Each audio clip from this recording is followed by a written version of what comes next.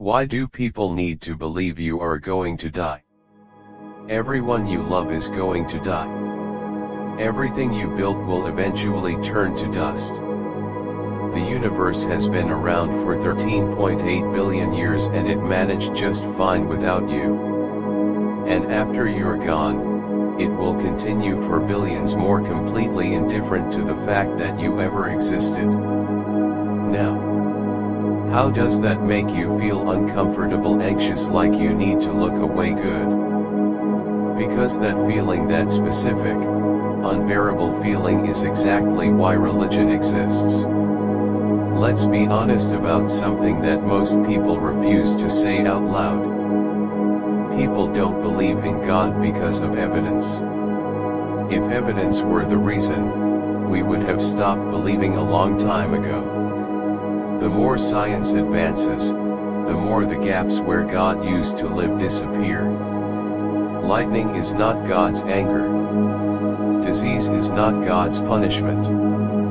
The sun does not move around the earth because God placed us at the center of creation. Every single time science and religion fought over a fact, science won. Every single time. So why are there still 5.8 billion religious people on this planet? Because belief was never about evidence. It was never about facts. It was about something far more powerful than facts. It was about fear. In 1973, a cultural anthropologist named Ernest Becker wrote a book called The Denial of Death. It won the Pulitzer Prize.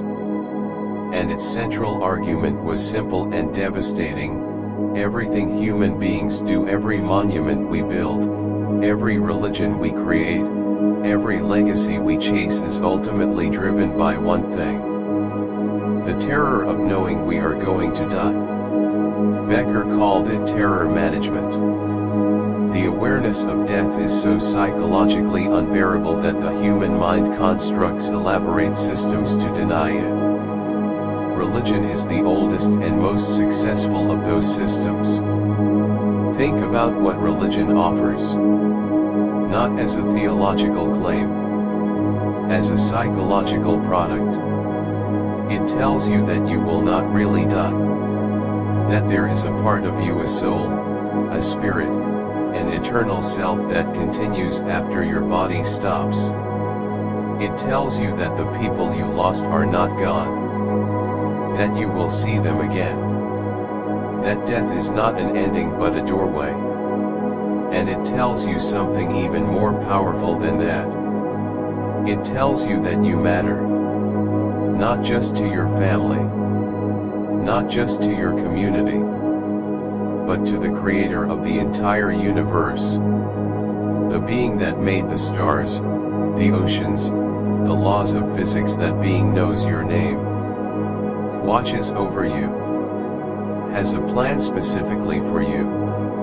In a cosmos of 200 billion galaxies, religion tells you that you are not insignificant. You are the point.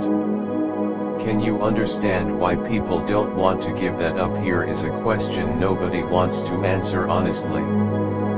If you were raised in a family that believed in God, what would it take for you to stop believing? Think carefully. Because the answer reveals something important. Most people would say, evidence. Show me proof that God doesn't exist and I will stop believing, but that is not true. And deep down, you know it is not true. People lose their jobs. They lose their children. They watch innocent people suffer in ways that no just God could permit. And they keep believing. They find explanations. They say God's ways are mysterious. They say suffering has a purpose we cannot understand. They bend the belief into whatever shape is necessary to keep it alive. Because the alternative is not just intellectual. The alternative is existential. To stop believing means accepting that when you die, you are simply gone. That your mother who died last year is not waiting for you anywhere. That the child you buried is not in a better place, it is nowhere. That all the suffering in the world serves no higher purpose and will never be answered for. That is not an argument you can win with logic. That is a wound. And religion is the bandage. Now let's talk about what psychologists have actually found. Studies consistently show that religious belief is highest in populations that experience the most uncertainty and the least control over their lives. The more precarious your existence, the more likely you are to believe. Poor countries are more religious than rich countries. Not because poor people are less intelligent, but because when your child could die from a disease that $100 medicine would cure, and you don't have $100, you need to believe that someone powerful is watching over your child. Belief is a coping mechanism, a survival tool. The human brain, faced with chaos it cannot control, reaches for an explanation that restores order and meaning. God did not give us this disease randomly, it is a test. God did not take our child for no reason, there is a plan. The alternative, that the universe is genuinely indifferent and your suffering means nothing, is psychologically unbearable for most people. So the brain refuses it. This is not weakness. This is how the human mind works.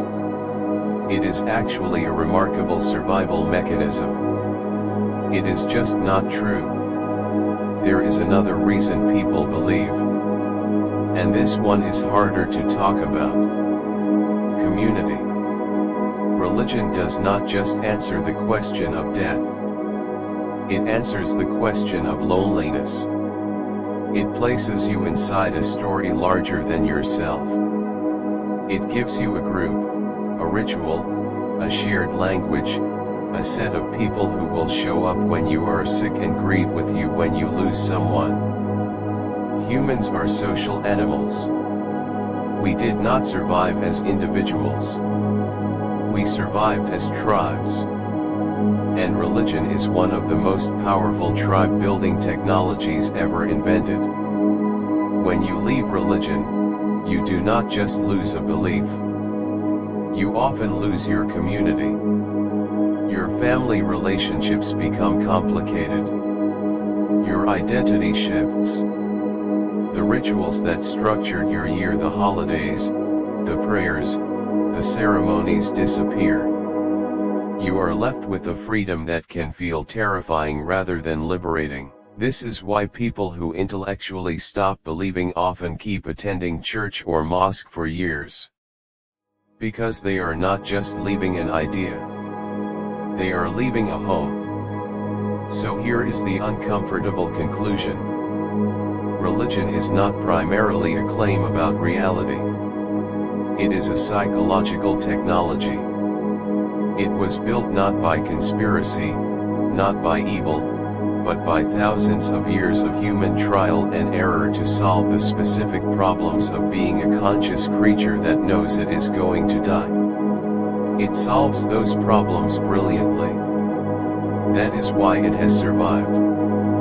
That is why, despite 2 centuries of scientific progress that has dismantled its cosmology piece by piece, 5.8 billion people still use it.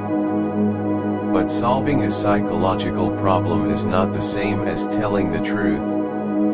Morphine solves the problem of pain. That does not mean morphine is reality. The question is not whether belief makes people feel better.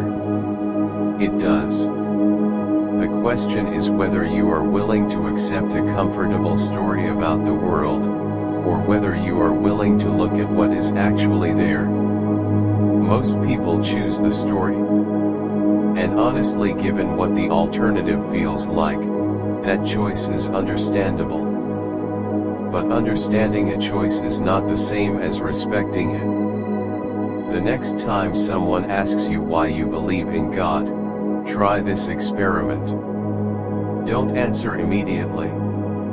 Sit with the question for a moment. Ask yourself honestly, is it because of evidence? Is it because you have examined the claims of your religion and found them logically compelling? Or is it because the world is frightening and uncertain, and believing makes it less so? Because those are two very different reasons. And only one of them has anything to do with whether God actually exists. The truth is uncomfortable. The truth does not hold your hand. The truth does not tell you that your suffering has meaning or that death is not the end. But the truth is still the truth. And at some point, you have to decide whether you want comfort or clarity. You cannot always have both. If these questions make you uncomfortable, good. Subscribe. Because discomfort is where thinking begins.